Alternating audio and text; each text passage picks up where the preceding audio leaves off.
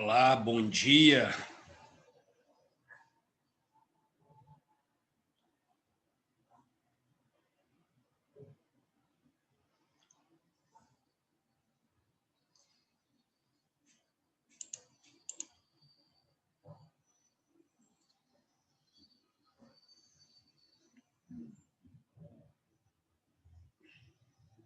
Bom dia, professor.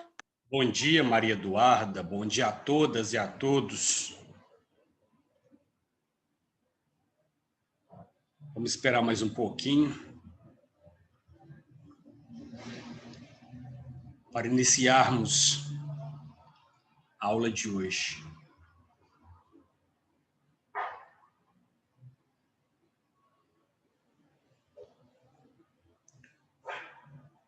Vou acabar de tomar meu café.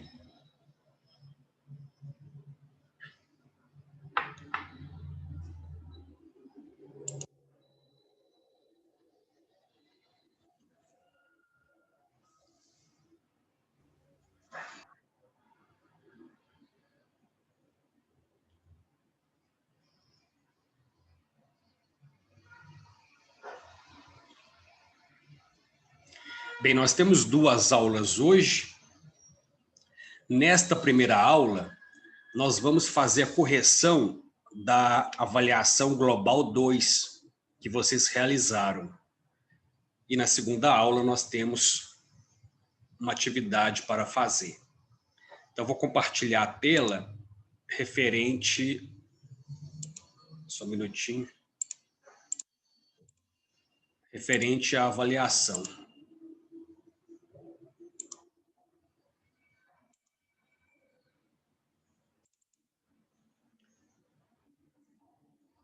Então, essa aqui é a avaliação. Professor, na próxima aula, eu posso terminar de fazer a atividade de terça-feira? Você não conseguiu terminar na terça-feira? Ficou faltando duas. Mas eu falei que eu ia dar o tempo hoje para terminar de fazer? Não estou lembrado. Também não. Pode mandar na próxima aula, então. Então, eu vou corrigir essa avaliação e daqui a pouco nós fazemos outra atividade. São 10 questões de múltipla escolha. Essa primeira questão é adaptada do Enem. Nós fazemos questões adaptadas porque quando vocês entram para o ensino médio, vocês respondem a questões com 5 opções de múltipla escolha. Mas até o 9º ano, é adequado que você responda a questões de múltipla escolha com 4 alternativas. Então, temos aqui essa questão do Enem sobre variações linguísticas com relação à norma padrão. Diz assim: Borges falou e disse: por que o senhor publicou esse livro? Qual foi sua maior motivação? E ele diz: motivação? Meu filho, um escritor publica para parar de escrevê-lo. Eu não aguentava mais escrever e reescrever e revisar e acrescentar e suprimir e reescrever e consertar palavrinhas e revisar e reescrever. Então, nessa entrevista,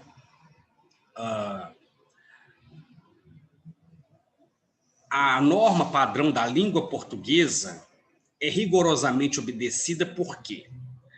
Em quais aspectos? No emprego do pronome demonstrativo esse, em porque o senhor publicou esse livro? Não.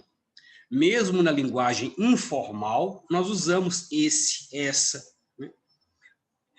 Do emprego do pronome pessoal oblíquo em meu filho, um escritor publica um livro para parar de escrevê-lo. Aí sim. Porque na linguagem culta, nós usamos esse pronome oblíquo. Mas na linguagem informal, é muito comum dizermos escrever ele, levar ele, convidar ele, e isso não é adequado em termos formais. Então, a resposta certa é a letra B. Letra C, do emprego do vocativo meu filho, que confere à fala distanciamento do interlocutor? Ao contrário, se você chama alguém de meu filho e essa pessoa não é seu filho, você está criando uma sensação de quê? De proximidade. Tanto que, às vezes, quando você quer ironizar alguém, quando você quer, digamos, passar uma impressão de superioridade, você chama alguém, meu filho, minha querida, minha amiga, justamente para você criar um senso de intimidade que não existe e você, então, debater com essa pessoa. Às vezes até de forma irônica, né? Meu amor, e aí você irrita a outra pessoa. É uma estratégia de debate, né? De você tirar outra pessoa do sério. Então, não tem esse senso de distanciamento. Portanto, a opção correta é essa. Vejamos a questão número 2. As charges utilizam os recursos do desenho e do humor. Só um minutinho.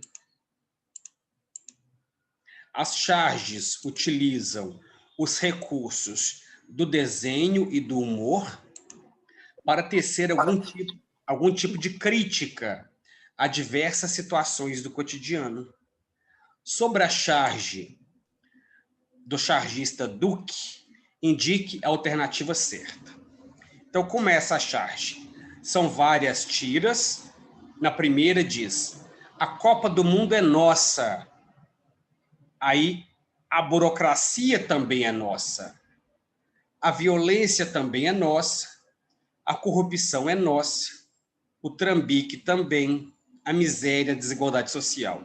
Então, ele começa todo empolgado com a conquista da Copa do Mundo e vai se lembrando de que o Brasil tem outras características que não apenas o futebol e acaba ficando bem desanimado. Porque existia, né, essa ideia de que o Brasil é o país do futebol e que todos os problemas ficam amenizados devido a essa grande qualidade. E hoje o Brasil já não é mais uma superpotência no futebol, né? Então, meio que esse discurso não faz tanto sentido mais, mas havia essa ideia ufanista de que... Os gringos acham que a gente resolve tudo com samba e com futebol e Isso. que a gente mora no meio do mato.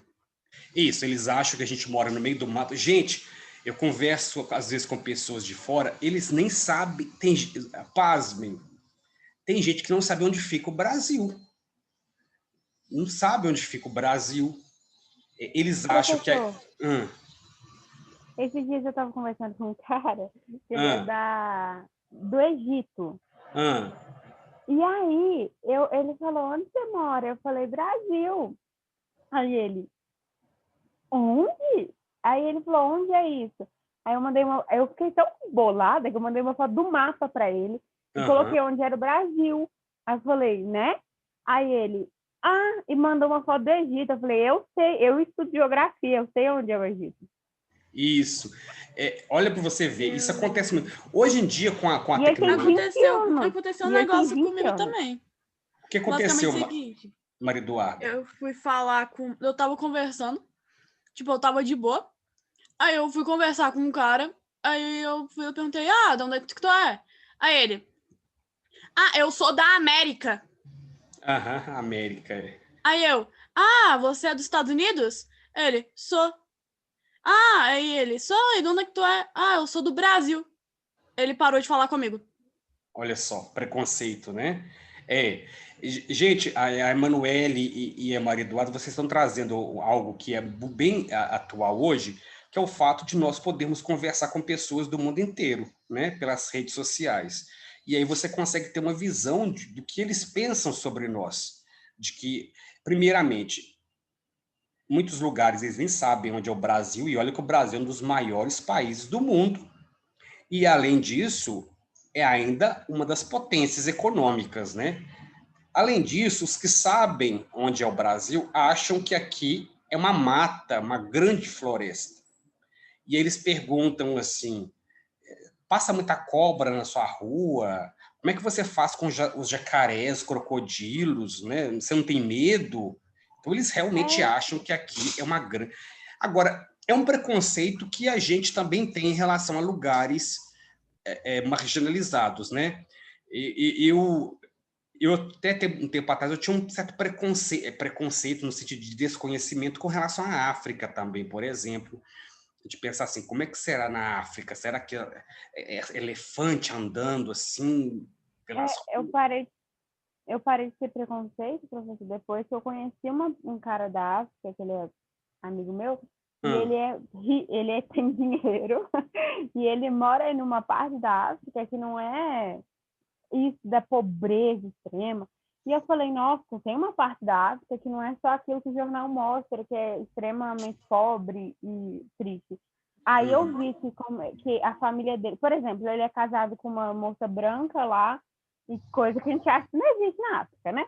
E ele é casado com uma branca africana, ele mora em uma parte que é mais privilegiada, assim, que tem igual ser num bairro nobre do Brasil mesmo, daqui de BH. Ele tem um emprego de construir os trem e ele tem dinheiro. Aí ele foi me contando sobre a África, que ele gosta muito do Brasil, e aí eu fui ver que não é essa coisa de, meu Deus. Gente, vocês conversam em inglês? Assim. Tá. Professor, assim, eu vou arranhando. Vai arranhando. Gente, Tanto que uma vez eu fui conversar com o povo. Aí eu tava conversando com um estadunidense. Não era estadunidense. Eu tava conversando com uma francesa e, se não me engano, com... Eu não sei, eu acho que era americano mesmo. E eles estavam falando inglês e eu tava lá tentando arranhado. Tipo, tá, beleza. Aí eu pesquisava no Google Tradutor e falava. Gente, é porque minha prima tem aplicativo para isso, sabe? De conversar com pessoas de fora para ela treinar o inglês dela. Aí acaba que eu sempre pego amizade também. Mas esse do Egito, ele que me chamou no Instagram mesmo. Sim. Pois é, as pessoas chamam no Instagram, né? Porque você curte ou comenta em alguma postagem e aquela pessoa vê o seu comentário e vai te chamar no Instagram. E aí vem com perguntas. Eu acho interessantíssimo manter esses contatos, porque você consegue ver a alteridade, o que o outro pensa sobre o seu país, sobre a sua cultura. E se falar que é brasileiro, eles já imaginam que o brasileiro, que a pessoa é muito sensual, muito liberal, né? Então já começa com conversas assim mais apimentadas, porque acha que a mulher brasileira é isso, né? Então existe. Mas ele parou de conversar comigo por causa da minha idade. Sim, isso. É porque ele é de maior. Eu falei, não, então eu não vou conversar, porque, né, para você, igual você falou, eles acham que é, meu Deus. Aí ele falou que tem 15 anos, então não. E lá eles têm medo de verdade, não é igual no Brasil, né, que acha que é liberado, que pedofilia não existe. Exatamente. No Brasil, nem todo mundo leva a lei a sério, né? Então, mas mesmo dentro do Brasil, ainda existe preconceito. Minas Gerais, por exemplo, é um estado que, embora seja o segundo estado, em termos econômicos, mais importante, eles veem Minas Gerais como uma roça. Então, eles acham que a gente come pão de queijo o dia inteiro, que a gente come queijo todo... Eu como queijo todo dia, mas nem todo mundo come, né? Nem todo mineiro come queijo todo dia, mas eles acham que a gente come queijo e pão de queijo. Então, cria essa impressão do mineiro como um caipira, né? Que também está ligado Hoje eu ouvi tanta piada por ser mineira. Isso, a gente ouve muita piada mesmo de mineiro, é muito estranho. Mas então, nós temos essa visão do Brasil como ligado ao futebol e essa charge trata exatamente disso. Então, vamos ver. Indique a alternativa certa. Através da expressão do torcedor, podemos notar que ele se encontra entusiasmado com a realização da Copa do Mundo de 2014 no Brasil. Através da gradação, ou seja, dos níveis, né, de mudança de expressão, podemos perceber que ele não possui uma visão crítica sobre a realidade. Possui porque ele fica magoado.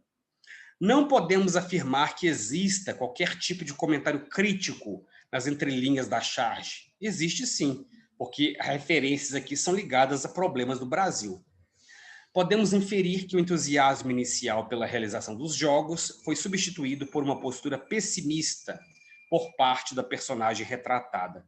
É evidente que é isso mesmo.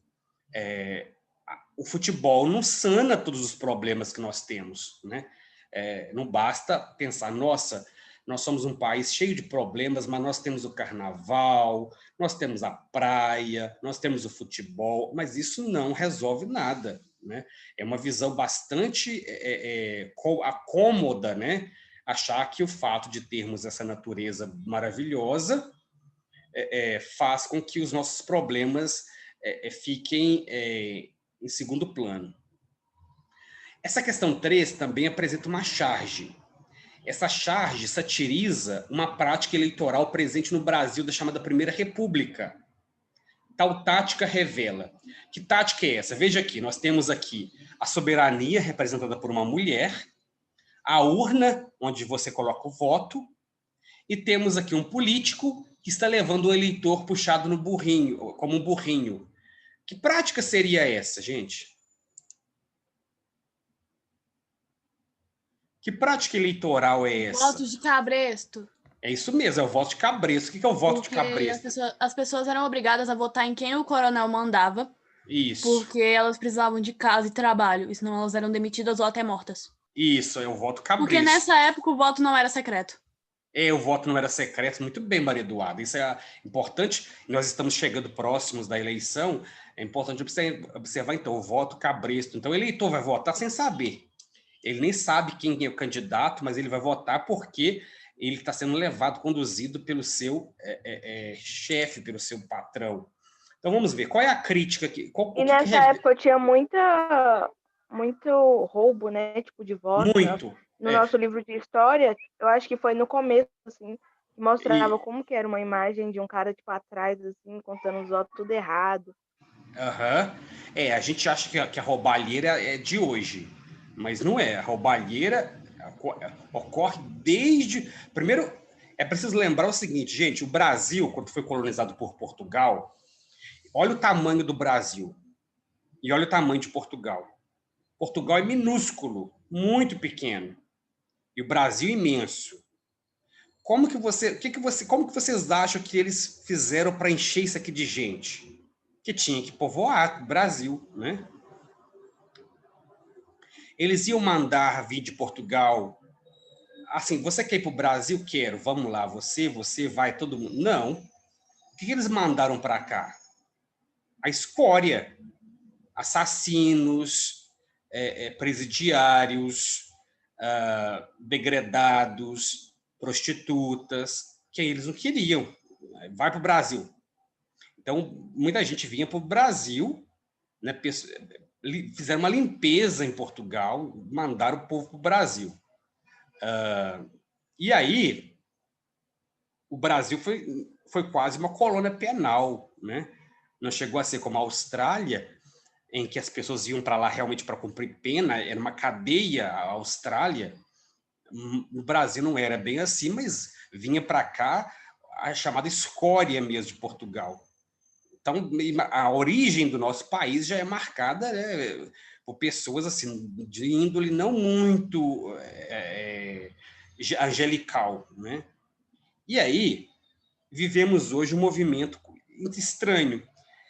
Devido à crise econômica no Brasil, muitos brasileiros têm ido para Portugal. Né? Eu conheço várias pessoas que foram para Portugal, porque Portugal hoje é um país em ascensão. Né? E aí, lá eles falam, eles não querem brasileiro. Não sei se vocês viram recentemente uma reportagem em que eles picharam nas escolas lá em Portugal, falando mal do Brasil, odiando a ida de brasileiros para lá. Porque essa é a visão do brasileiro como sendo um povo sem educação, sem modos, troglodita, se mantém ao longo do tempo, né? De modo que são... gente, até para eles roubarem nosso ouro, né? Depois de roubar todo o nosso ouro, matar os nossos indígenas, né? E aí agora não querem saber da gente, não. né? É muito engraçado. E tem havido mesmo, depois vocês procuram essas pichações que fizeram lá. Eles chamam a gente de brazucas, né? Então, eles chamam de macaco, usam esses nomes, né? Não são todos, claro, mas são as pessoas preconceituosas. Então, aqui o voto de cabresto, né? O que revela essa prática do voto de cabresto? A ignorância por parte dos eleitores. Só um minutinho que eu vou ver a resposta completa. A ignorância por parte dos eleitores dos rumos políticos do país, tornando esses eleitores adeptos de ideologias políticas nazifascistas? Não. A ausência de autonomia dos eleitores e sua fidelidade forçada a alguns políticos, as quais limitavam o direito de escolha e demonstravam a fragilidade das instituições republicanas. A restrição provocada pelo voto censitário, que limitava o direito de participação política àqueles que possuíam um certo número de animais? Não. A ampliação do direito do voto trazido pela República, que passou a incluir os analfabetos e facilitou a manipulação por políticos inescrupulosos? Exatamente isso. O analfabeto não sabia em quem votar. Então, se ele não sabia em quem votar, ele votava em quem o patrão mandava. É algo que está acontecendo nos Estados Unidos agora, né, com as eleições que têm gerado polêmicas enormes. Porque nos Estados Unidos o voto não é obrigatório e não é secreto. Ao contrário do Brasil, em que é obrigatório e é secreto. Então, o que aconteceu nos Estados Unidos? Devido à pandemia, as pessoas receberam em casa as cédulas para votar. Então, você senta bem lá no sofá e vai votar. E aí, estão acusando de pessoas mortas terem votado, pessoas que já morreram há muito tempo terem votado, de pessoas votarem sem ser daquele lugar, porque uma vez que você recebe em casa as cédulas, né, você pode comentar. Eu fico imaginando se isso acontecesse no Brasil, né? Porque lá o povo lá tem uma formação educacional muito mais sólida do que a nossa.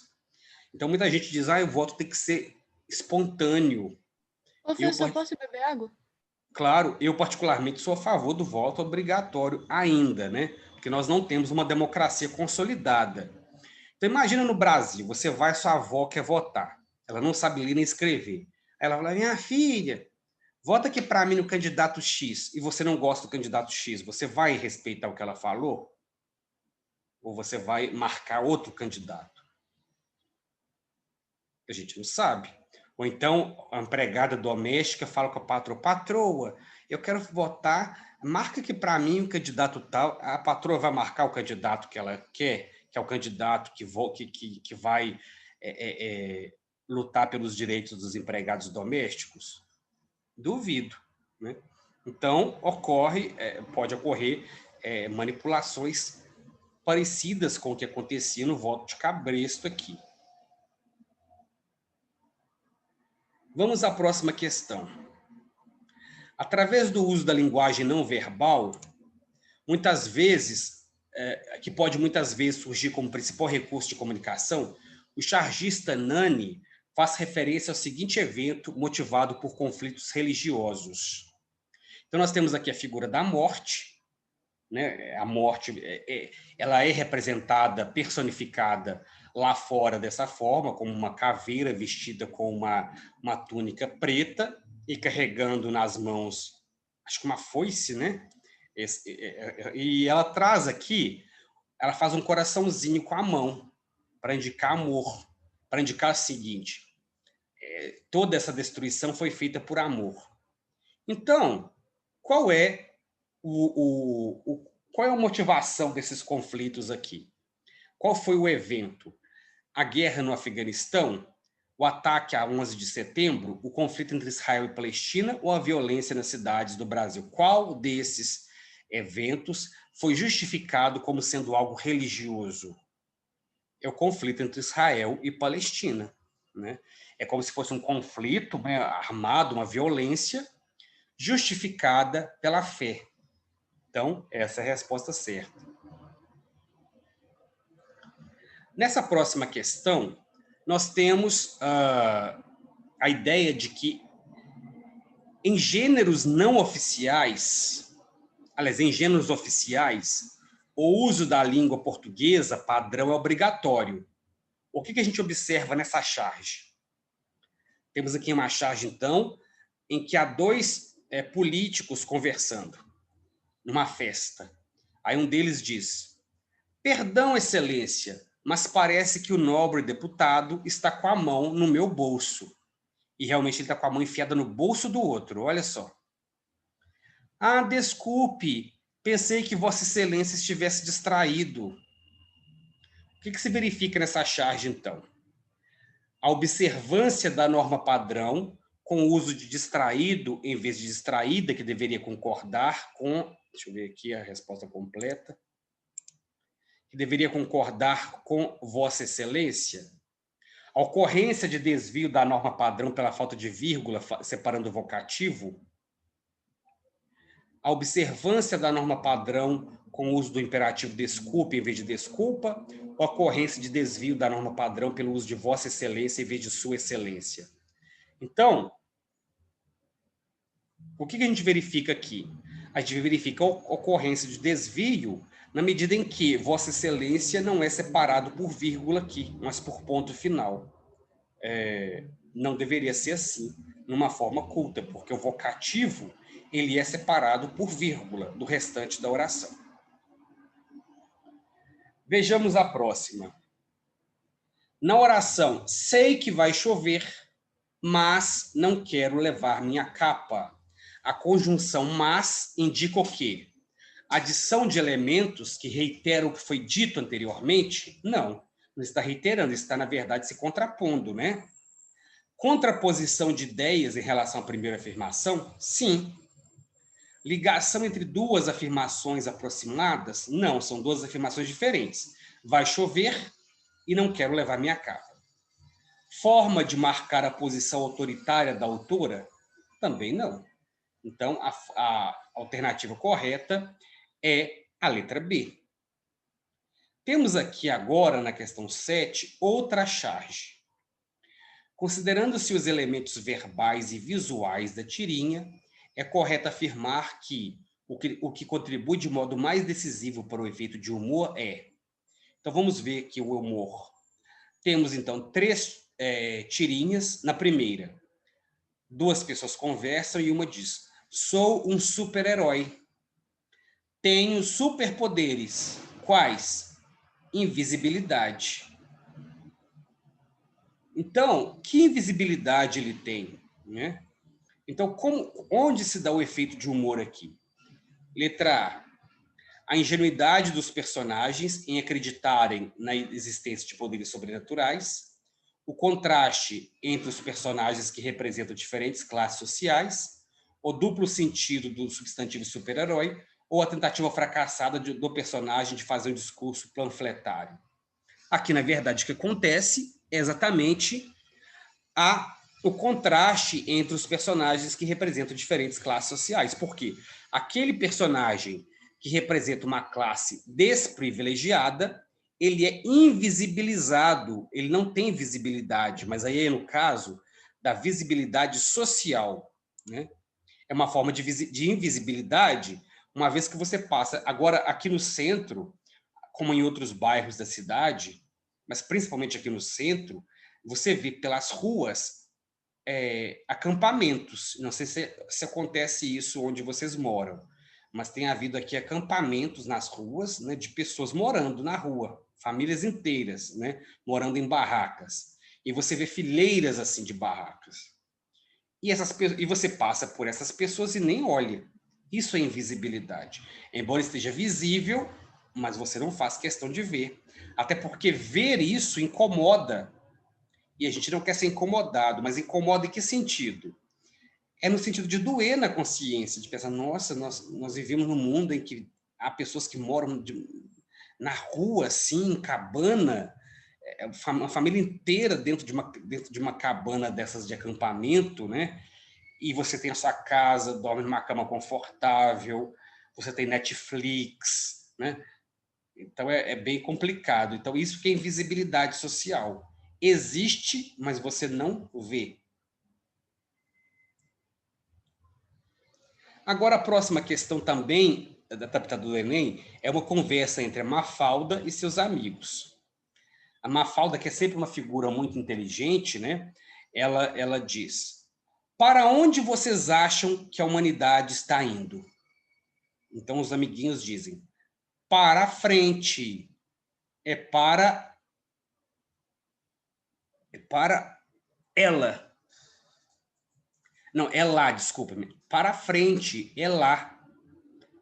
A frente é para lá. Então, os dois estão brigando para dizer onde que é a frente. Lá não é frente. A tua frente não é a minha frente. Estou começando a entender por que é tão difícil a humanidade ir para a frente. Por que ela está dizendo que é difícil a humanidade ir para a frente? Porque cada pessoa tem uma noção do que é ir para a frente. E essas noções não são compatíveis. Então, o que essa conversa entre a Mafalda e os amigos faz? Revela a real dificuldade de entendimento entre posições que pareciam de convergir. Porque quando você fala assim, esse país precisa ir para frente, aparentemente todas as pessoas teriam a mesma ideia. O que é ir para frente? Melhorar. Só que quando você vai no detalhe, para algumas pessoas, ir para frente, por exemplo, é investir mais em educação. Para outras, ir para frente é armar a população, por exemplo. Para outras, ir para frente é você valorizar o SUS. Para outras, ir para frente é privatizar o SUS. Então, você não tem... Existe essa ideia de ir para frente, de melhorar, mas quando entra no nível dos detalhes, cada grupo tem as suas preferências com relação ao que é um Brasil melhor, né? Então, existe uma dificuldade de entendimento até com relação a pessoas que querem a melhoria. Eu quero a melhoria do país, você também quer, só que nós queremos diferentes melhorias. E aí não existe entendimento, né? Então, a letra A é a opção correta. Letra B, desvaloriza a diversidade social e cultural e a capacidade de entendimento e respeito entre as pessoas? Não. Expressa o predomínio de uma forma de pensar e a possibilidade de entendimento? Não, porque são mais de uma forma. Ilustra a possibilidade de entendimento e de respeito entre as pessoas a partir do debate político de ideias? Não. O que mostra aqui é que não existe possibilidade de debate, porque as pessoas não arredam o pé das suas opiniões prévias e opiniões pré-concebidas e imutáveis. E agora, na questão 9, temos novamente uma charge, agora uma tirinha, que explica a contradição entre... Então, vamos ver. Temos Frank e Ernest. Um está com o telefone e diz: entrei em pânico e desliguei. Que tipo de empresa deixaria uma pessoa de verdade atender o telefone? Então, ele ligou, né, para a empresa e quem atendeu foi uma pessoa de verdade. Qual é a contradição aqui? As relações pessoais e o avanço tecnológico, a inteligência empresarial e a ignorância dos cidadãos, a inclusão digital e a modernização das empresas, ou a revolução informática e a exclusão social? É exatamente a última opção. A revolução da informática, em muitos casos, leva à exclusão social, porque o ser humano deixa de ser importante. Quantas vezes você liga para a operadora do seu celular, em vez de uma pessoa atender, atende a pessoa virtual? Dá uma raiva danada, porque você quer conversar, mas ela não vai conversar com você, ela fica só te dando ideia. Diz que 1, diz que 2, para isso diz que 3, para isso diz que 4. E aí você fala: oi, moça. Ela não vai atender, porque ela não sabe entender isso, ela é um robô, né? Então, acaba substituindo o ser humano. E se você ligar e atender uma pessoa, você vai achar estranho: nossa, uma pessoa me atendeu. Veja como as relações sociais por meio da tecnologia mudam tanto, né? Agora a gente acha estranho se uma pessoa atendeu o telefonema. Agora, a questão 10. Considerando-se a função do send later, o objetivo do autor do texto e-mail como hora programada é... Então, nós temos um texto aqui que diz o seguinte: e-mail com hora programada. Agende o envio de e-mails no Thunderbird com a extensão send later. Nem sempre é interessante mandar um e-mail na hora. Há situações em que agendar o envio de uma mensagem é útil, como em datas comemorativas ou quando o e-mail serve para lembrar o destinatário de algum evento futuro. O Thunderbird, o último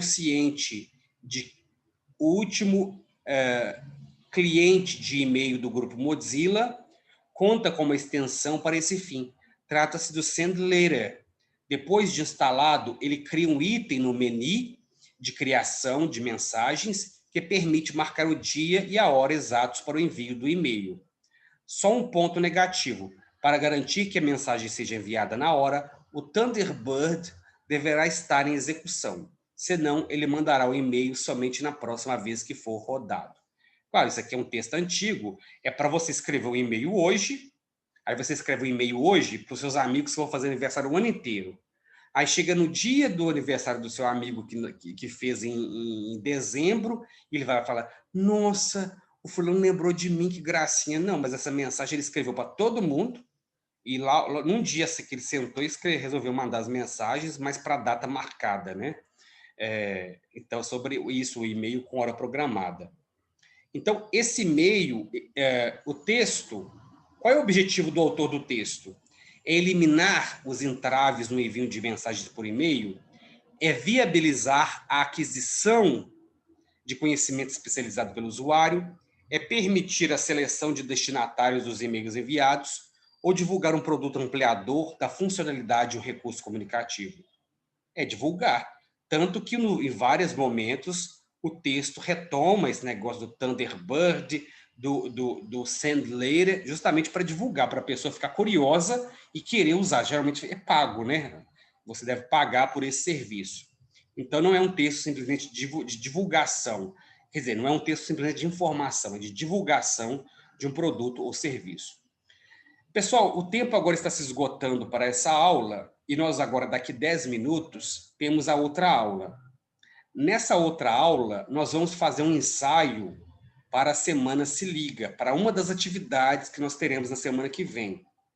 Então, eu aguardo vocês para nós ensaiarmos para ver se vai dar certo a atividade que eu pensei. Vamos ver se vai dar certo. Se não der certo, a gente faz outra.